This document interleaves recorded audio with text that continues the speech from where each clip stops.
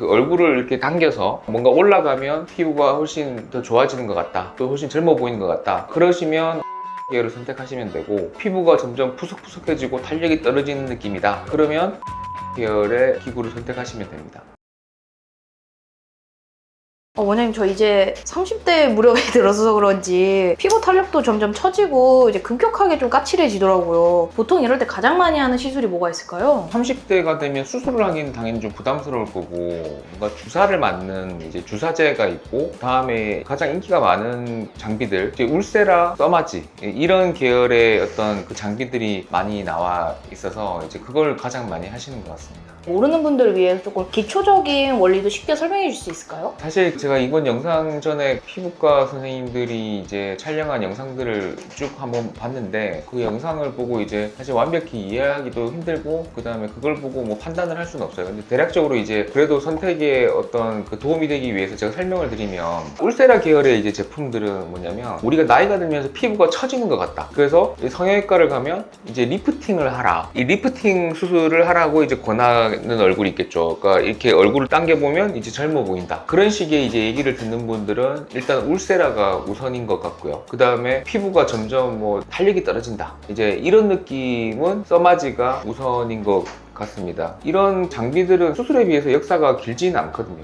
이제 최근에 이제 수술에 대한 부담감이 많은 분들이 이런 시술들을 많이 이제 선택을 하게 되는 거죠. 그러니까 울세라에 대한 얘기가 나오면 항상 스마스 얘기가 나와요. 스마스가 뭐냐면, 어떻게 설명을 쉽게 할 수 있을까 하고 이제 고민을 해봤었는데, 이렇게 생각하시면 될 것 같아요. 우리가 겉에 이제 바지를 입고 있고, 그 안에 이제 속바지를 입고 있는데, 제가 살이 빠지게 되면 바지가 내려가겠죠. 바지가 내려가니까 우리가 겉에 있는 바지를 올릴 수도 있고, 이게 쉽게 말하면 피부를 이제 잡아당기는 거죠. 근데 속바지를 입고 있으면 속바지를 당길 수도 있겠죠. 속바지에 있는 층을 자극을 해서 속바지가 뭔가 올라가게, 그렇게 이제 자극을 한다고 생각하시면 되고, 아무래도 써마지는 겉에 있는 바지 위주로 시술이 되는 거죠. 원장님, 그러면 방금 말씀해 주신 원리를 듣다 보니까 두 시술 중에 뭘 선택해야 될지 좀 고민이 될 텐데, 두 시술 선택할 때 도움이 되는 팁이 따로 있을까요? 제가 그렇게 말씀을 드리긴 했는데, 두 개가 이제 완벽히 나눠지는 건 아니거든요. 그러니까 쉽게 말하면 속바지에 자극을 주면 겉에 있는 바지에 자극이 갈 수도 있고, 겉에 있는 바지에 자극을 줘도 속바지가 이제 영향을 줄 수가 있는 거죠. 그래서 이걸 선택하시는 분들한테는 저는 먼저 둘 다 해보라고 말씀을 드려요. 울세라 같은 경우에 100샷 정도는 먼저 쏴볼 수도 있거든요. 지금 테스트샷이라 그러는데, 테스트샷을 쏴보고 울세라 100샷, 그 다음에 써마지 100샷 이렇게 쏴보고 효과가 좋은 걸 선택을 하는 게 가장 좋긴 해요. 뭐 그런 경우는 잘 없지만, 어쨌든 뭐 진짜 고민되면 오른쪽은 울세라를 쏴보고 테스트샷으로, 왼쪽은 써마지를 쏴보고, 이렇게 해보고 이제 효과가 좋은 쪽으로 이제 몰아서 하시라고 이렇게 말씀을 드리고, 피부가 처지게 되고 그 얼굴을 이렇게 당겨서 뭔가 올라가면 피부가 훨씬 더 좋아지는 것 같다, 또 훨씬 젊어 보이는 것 같다, 그러시면 울세라 계열을 선택하시면 되고, 피부가 점점 푸석푸석해지고 탄력이 떨어지는 느낌이다, 그러면 써마지 계열의 기구를 선택하시면 됩니다. 원장님, 그러면 팔이나 목 부위처럼 얼굴 말고 신체 부위도 시술이 가능한가요? 그럼요. 예. 사실 우리나라에서는 아직까지는 이제 얼굴을 당연히 더 중요시하니까 얼굴 쪽에 시술이 더 많이 발달을 했는데, 어떤 나라에서는 상대적으로 우리나라에 비해서 바디 쪽을 더 중요시하는 나라도 많기 때문에 바디 쪽 리프팅도 많이 발전이 되어 있습니다. 근데 이제 차이가 그거죠. 그러니까 타겟하는 층이 다르기 때문에, 그리고 바디는 팔, 뭐 복부, 다리 전부 다 층이 다르거든요. 그래서 그때는 미리 검사를 좀 해봐야 돼요. 몇 미리 정도 아래쪽에 타겟을 할 수 있는 층이 있는지, 이런 걸 검사한 다음에 바디 리프팅을 시술하는 경우가 많습니다. 보통 그럼 시술하고 얼마나 유지가 되나요? 좀 오래가게 하는 방법도 있을까요? 뭐 울세라나 써마지가 1년 이상 이제 지속한다는 다른 병원들의 이제 광고를 본 적이 있는데, 사실 그건 사람마다 워낙 다른 것 같아요. 이제 차수에 따라서, 그리고 이제 어떻게 시술을 하냐에 따라서 전부 다 반응이 다르기 때문에, 이제 저는 보통 울세라나 써마지를 해보시고 효과가 있다고 느끼고 어느 순간 효과가 떨어졌다고 느끼면 이제 그때 다시 이제 시술을 하는 것을 고려해보라고 말씀을 드리거든요. 근데 해봤는데 별로 효과가 없다, 그러면 뭐 더 이상 하실 필요는 없고, 이제 효과가 있다가 떨어지는 것 같다. 그러면 그때 이제 시술을 하시면 될 것 같습니다.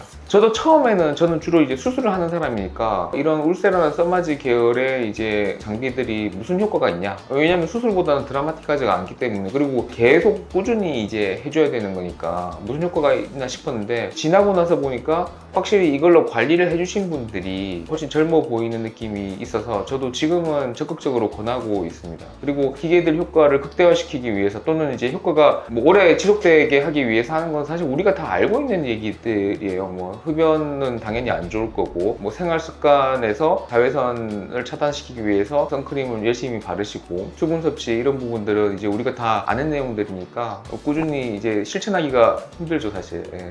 그렇게 하시면 될 것 같습니다. 그런데 울세라랑 써마지 통증이 진짜 엄청나다고 들었거든요.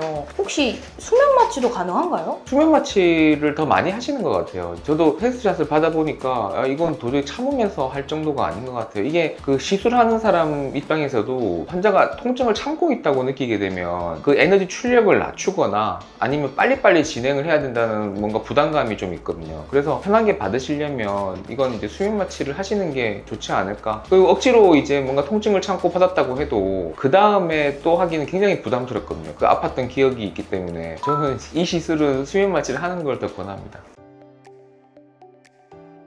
뭐 사실 이제 저는 이제 울세라 써마지를 메인으로 하는 사람은 아니기 때문에 이런 울세라 써마지를 적극적으로 권하는 건 아니지만, 지나고 보니까 확실히 이제 울세라 써마지를 관리를 하신 분들이 피부가 확실히 젊어 보이긴 하더라고요. 그래서 수술이 여러 가지로 힘들고 울세라 써마지에 대한 크게 거부감이 없는 분들은 요즘은 적극적으로 권해드리는 편이고, 이 차이는 테스트를 한번 받아보고 결정을 하는 게 가장 좋지만, 대략적으로 이제 울세라는 수술로 따지면 안면 거상, 얼굴 당김술, 페이스리프팅 이런 수술과 조금 더 겹치는 부분이 있고, 써마지 계열의 이제 제품들은 피부 탄력 문제, 피부가 탄력이 떨어진 것 같다, 푸석푸석해졌다, 이제 이런 쪽에 문제가 있으신 분들에게 더 적합한 시술입니다. 이것도 통증이 없을 수는 없지만 요즘은 수면 마취를 해서 통증을 못 느끼게 시술을 할 수 있으니까 저는 요즘 이 시술을 적극적으로 권하는 편이긴 합니다.